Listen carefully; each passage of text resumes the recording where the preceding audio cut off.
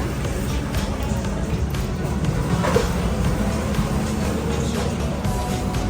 ต่อคิว รอคิวรอคิว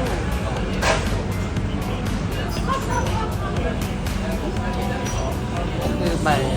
เลือกว่าจะสั่งอะไรมาแล้วก็เอาไปยื่นอันนี้เป็นของมังสวิรัต มังสวิรัติเหรอ ใช่นี่ถ้ามังสวิรัตสั่งของมังส